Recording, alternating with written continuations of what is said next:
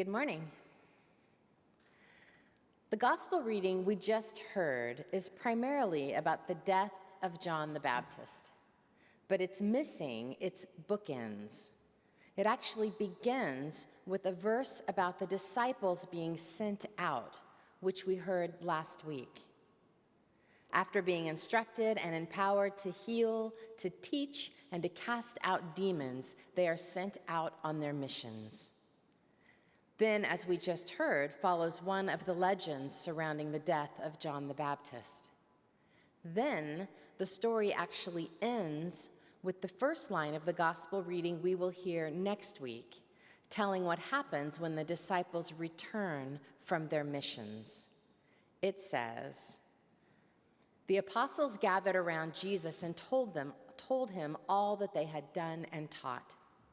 He said to them, 'Come away to a deserted place all by yourselves and rest a while.'" This pattern is worth noting and is, unfortunately, more familiar to us than we may have recognized at first glance. The disciples gathered like we are here. They heard instructions from Jesus, were sent out with authority like we are each Sunday, and then the wheels come off. We go out into our lives, into the beauty and wonder of people and work, into the miracle of this world, on this earth which today's psalmist reminds us is the Lord's, and all who dance and drag ourselves across her surface are also the Lord's.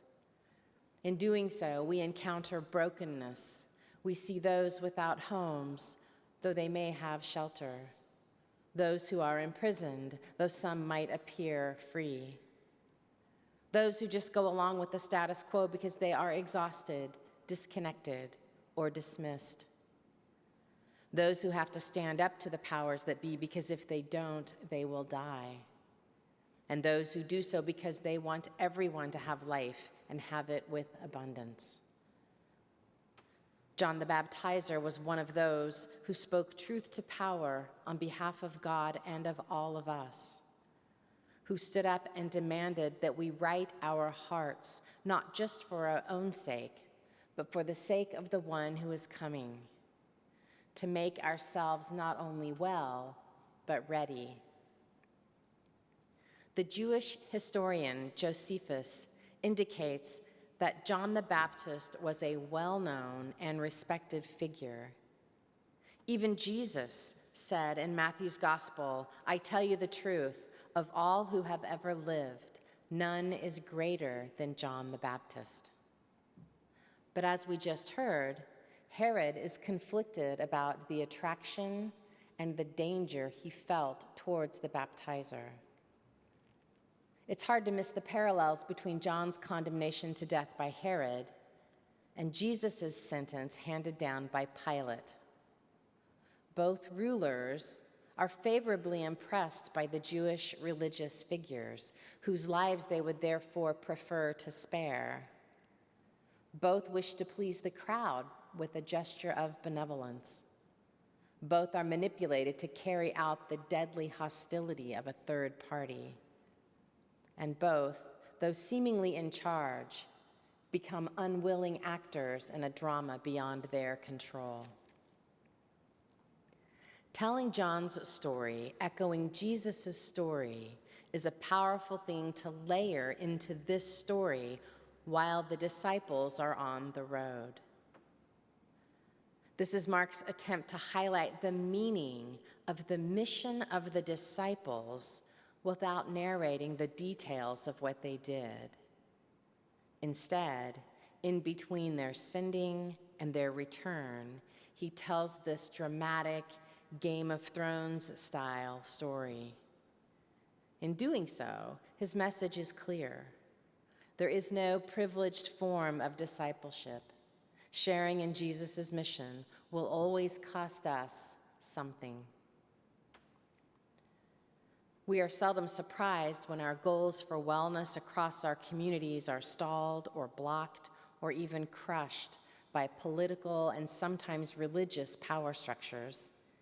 It is not always easy to have the heart of a disciple when those in positions of leadership, whom, like John, we mean to influence, when they are engulfed by ambition, envy, and fear of their personal loss of status. Jesus and John lose their lives because two so-called leaders were too cowardly to defend the truth to the outcry of others. There are too many times in our lives when standing up for truth, speaking up for the rights of another, and for justice seems too risky. But the gospel imperative is clear. The implications of our baptism call us to do just that. Biblical scholar John Dominic Crossan differentiates between the influence of John and Jesus in ushering in this new reign of God. He says, John had a monopoly, but Jesus had a franchise. John's movement was a specific bit of work in a specific time and place. To stop the movement, one only needed to stop John. Therefore, his movement mostly ended with his death. But Jesus' movement, in spite of thousands of years of false starts, corruption, violence, infighting, and the liturgical dance movement, has thrived. I love the image of franchises for Jesus. I think of McDonald's, Hardee's, Burger King, and the like, all peddling a variety of hamburgers. And then I think of Roman Catholics, Quakers, missionary outposts, and big city Anglicans, all peddling a variety of ways to know Jesus. And here we are at 40th and Main in Kansas City. Somehow, each one of us felt called to come and to see, and so we gather. Here, by one another, through our confessions and prayers, we are blessed. We allow ourselves to withdraw to this space and to rest that we might serve God with renewed strength. Here we broke open and share these stories, these reminders to have courage, to be faithful in calling out power, speaking truth with love, striving for justice and peace. Then we break open the bread to feast. This becomes our joyful, challenging, peaceful place to be set apart and still our hearts with Jesus. This was our return. Then we are sent forth back into the glorious madness. Jesus invited all to come and see how he and his companions were making all things new.